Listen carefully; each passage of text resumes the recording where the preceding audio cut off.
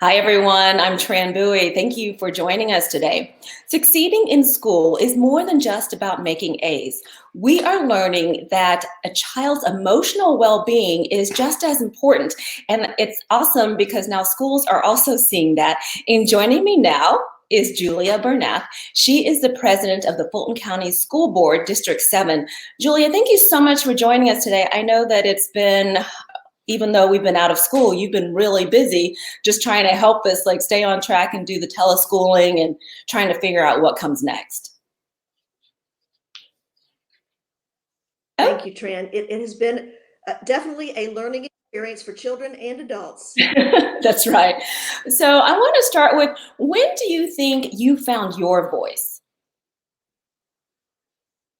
You know, I was one of those kids in school who I was sort of in the middle. I wanted to be with the popular kids, but I had a lot of empathy for the kids that were not as popular, and I probably didn't find my voice until high school. Okay. And I didn't really feel the effects of anyone.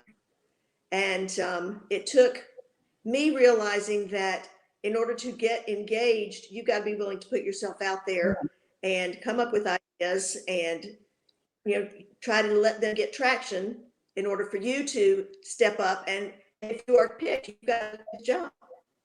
Yes, and I think that's the thing with Be the Voice, is trying to teach children to not just be bystanders, because we can have that empathy and we can want to do something, but it takes a lot of courage to actually step up and do something. So I want to talk about your engagement and your involvement with Be the Voice. Great. Well, I first learned about Be the Voice through Debbie, who came to my Rotary Club, Sandy Springs Rotary Club, to speak. And I was so impressed with what they were doing and the fact that they were lending the expertise to the children so that the children understood what bullying looked like, how to combat it. A lot of people will see something happening, or somebody will make an offhanded comment that everybody laughs at, but it's really not funny. And what Be the Voice is doing is helping children to understand when that happens, why it's not okay, how to step forward and halt the action from there forward and not become the brunt of being bullied yourself.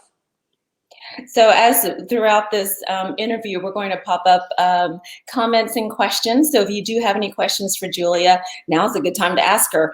So Julia, I want to talk more about this social emotional learning. I knew what it was, I'd heard about it, but I really didn't understand it and how it's actually being implemented in our schools. How is the school district putting that into the schools, and how does that actually work? Technology has been such a wonderful benefit, as we've seen when we've all been sequestered at home. Right. But it also provides for real-time comments, and once something's out there, you can't take it back. Right. And I think that it's hard for kids to learn that. Young folks think that they're, you know, invincible, that nothing they can do can harm them, and the actions that are taken, particularly on social media, can really be hurtful sometimes without people even realizing that.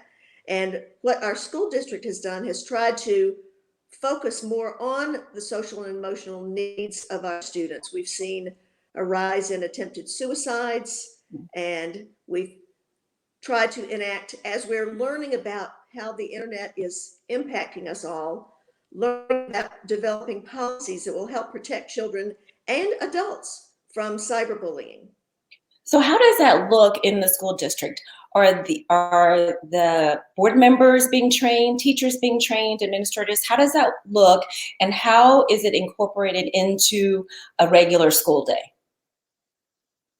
It starts with the children and getting the children. Well, actually, it's a combination, because a school has to understand what Be the Voice offers, and they have to be willing to take on the training of their teachers, so then they can help train a cadre of students.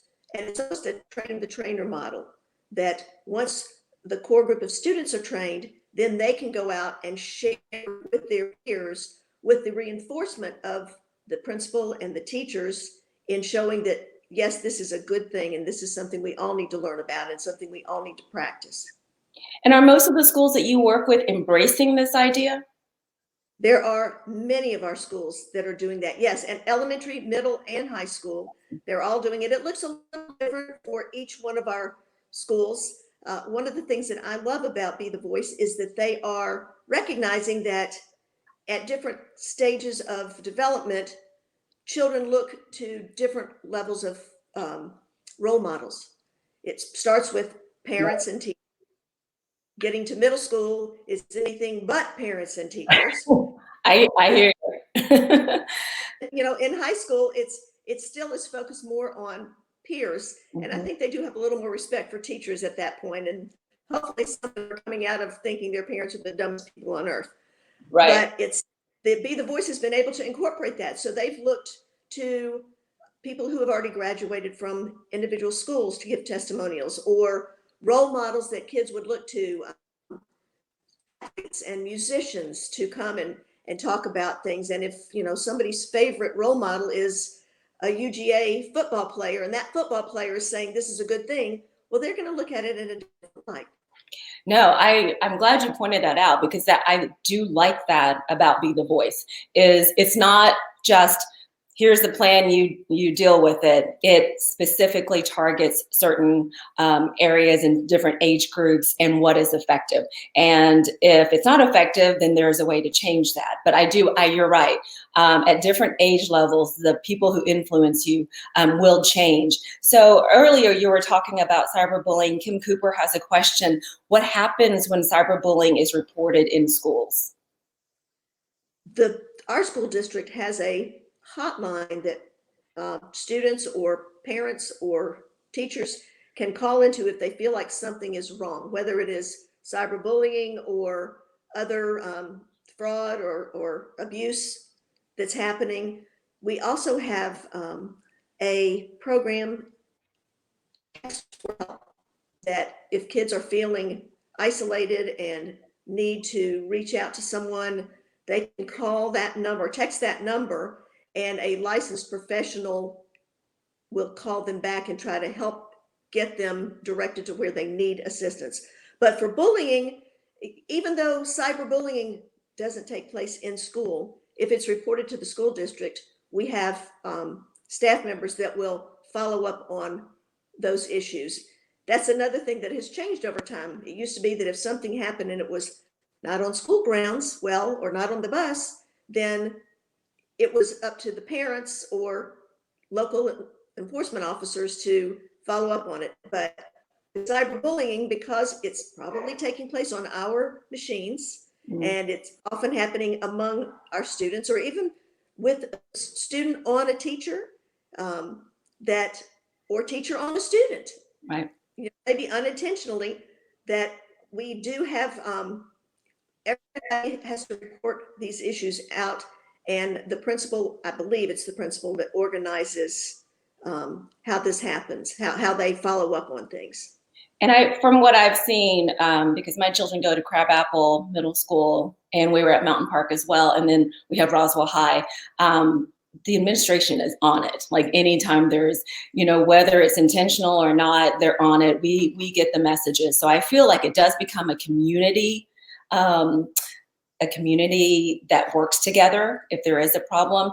So we talk about cyberbullying. We probably hear about that the most. It seems to be bullying, any kind of bullying. Kids talk about that, but there are a lot of other issues that we need to address. And that depends on the different age levels too. So you have, drugs and depression and, suicide. So what are some of the main things that we are seeing right now? All that you mentioned. Drugs, attempted suicides, depression is a huge issue right now. And I think a lot of people don't recognize what the signs of depression are. And we are very blessed in Fulton County to have a lot of community partners that have stepped in to help support the social and emotional needs of our students and our teachers.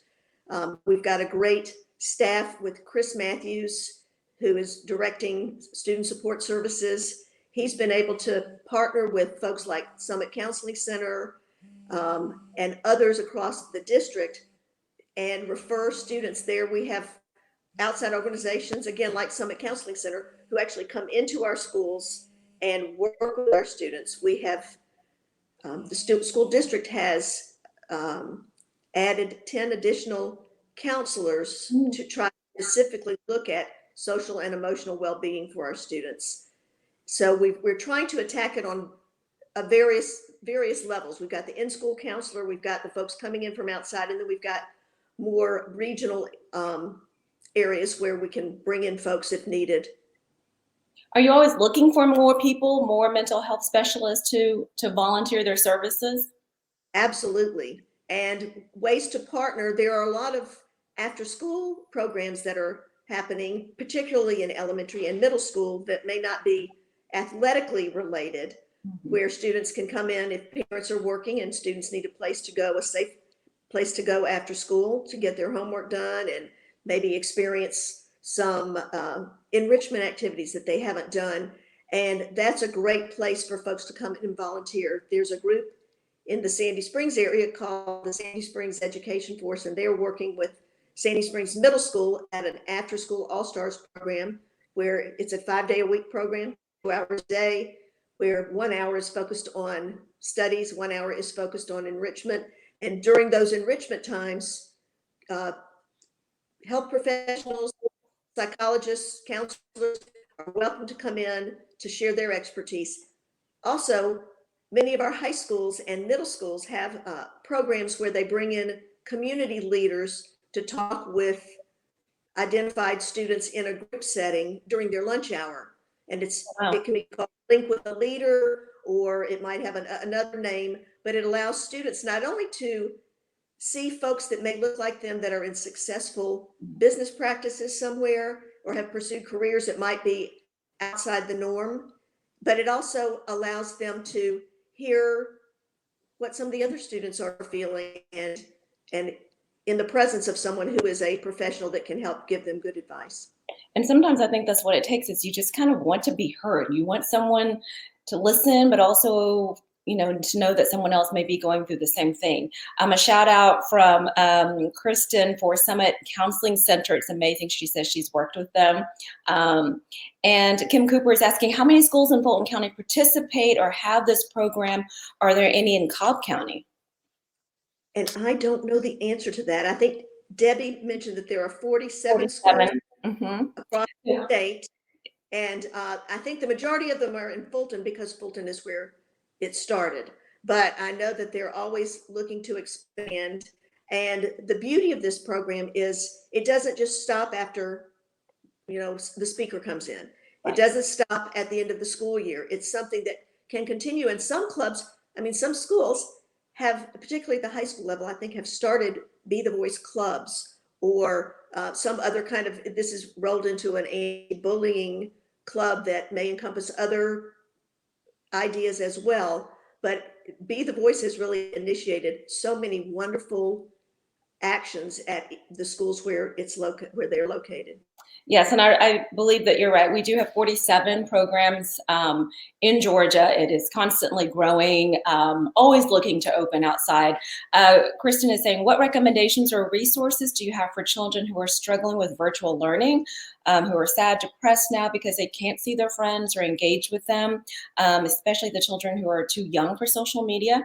I feel this is a new environment and taking on a huge emotional toll on so many kids. And yes, and that is something sometimes we don't address because everyone is just trying to deal with it. So what advice or what would you say to that? I think it's important to make sure that if parents are concerned about their children, that they reach out to a professional, but that they also let their teachers know, let the students' teachers know, because the teachers miss the students as much as the students miss the teachers. And getting, you know, maybe asking for an extra phone call from a parent to boost the child's ego, or she mentioned that for children too young for social media, I have 5 grandchildren, one on the way to make sense. Congratulations. But all but my 1-year-old understand about FaceTime, because that's what we're doing with our children now. And there's nothing that says a 3-year-old or 4-year-old can't FaceTime with a friend. If their friend has access to social media and they're supervised by the parents, a lot of times I think what they'll do is funny faces and run around. And once they see their friend on the camera, they'll be there for a minute and then they're like, oh, off doing something else, which is what Right. 3 and 4-year-olds do. But I think just seeing another face is good. Taking pictures, having friends send pictures of their kids, drawing a picture and taking a photo of that to send to a friend that might be down. Here's an example too, and we've seen a lot of these on social media. My husband's birthday was this week, and all 3 of our children live in town, and we grew up here in Atlanta, and we have lots of friends that are still here. So my daughter organized a drive-by birthday party for my husband. And people drove by with signs and honked their horns and maybe stopped across the street and talked for a few minutes. So, having kids share their feelings with each other in a positive way. I'm angry because I can't see you. I'm sad because you're not with me. Anything that it may seem like something little, but to the person who's on the receiving end of that, it can mean so much. Absolutely. That's great advice. And sometimes I forget because my children are a little bit older. And so they, just kind of deal with some of that on their own. So I don't know, but right. The little ones, I love. My brother actually set up a Google Hangouts group for our family. So then the cousins can get together and do craft projects or just talk and stuff. And so you're right. It's that interaction that's so important because it doesn't allow them to just like internalize it. Ed is saying, thank you for addressing this very important topic. Thank you for watching this morning. And so I want to talk about, for this program to work, what needs to happen. I think that it's off to an amazing start. It's kind of made being kind and compassionate and being strong to step up. It's made that cool. So what do we need to do to keep going and just to build up the momentum? I think that schools that have the program should now that they've shared with their schoolmates, their classmates, they should try to think beyond that level, reaching out to friends at other schools that may not have the program. Right. They've got a great website. There is some expense involved, but many of the schools have been able to afford the program because they get community sponsors to help them. It's not an unreasonable expense, or they may do a fundraiser to help pay for it because there are materials that are used. But this has been the most beneficial program I've seen for kids. That it's just, and I think so much of it is it's empowering students to take charge of their own lives and not only understanding what's right and what's wrong, but understanding how to deal with something that's wrong and help turn it into something that's right. And that's a beautiful way to say it. Thank you so much for being a part of the Be the Voice family. We just love having you with us and supporting us because it does take all of us to work together. As a parent, I love it. I love that not only is it being supported by the schools and the teachers and the administrators, but all the way up to the district. So if there's anything that we can do to help, that's wonderful. And thank you for supporting us. Thank you for joining us today. And for everyone who tuned in, we appreciate you. So I just want to say, Julia, we're getting some more comments, some hearts. Yes. So there's a lot of love this morning, and we really need it right now. So what can we do as a community and parents to help the district, help us put this program together and for it to be successful? Is there something that we should be doing? I think that parents can, again, share this information and how impactful it's been for your own children with your friends and neighbors. There are a lot of good opportunities to share with folks that are not a part of the public school system right now, with your next door neighbor and some of the other large groups. I think they appreciate hearing how we're dealing with the crisis and what our students need and how they can be supportive. Things like setting up I've seen it done with teddy bears, but it could be done with Be the Voice stickers in windows. Let kids walk through their neighborhoods looking for a scavenger hunt to see how many Be the Voice stickers they can see. Oh, I love that. I love that. So with Julia's challenge here, so if you have a Be the Voice sticker, you can make a Be the Voice sign. If any of you have any of the Be the Voice shirts, I had asked Ed, who commented earlier, to send us some pictures because his children have the shirts. Definitely send it to us. We would love to see it. Thank you You again. know, Oh, Be the Voice could do a black and white pencil drawing or pen drawing, put it on the website, kids copy it and decorate it themselves and then display it. well, look at this. We're hiring you, Julia. You're going to be our new marketing person. Debbie, did you hear that? I love that idea. Okay, we're going to get on that because that's an easy, right? Yeah. So thank Absolutely. you so much. Yes, we're going to be My, on that.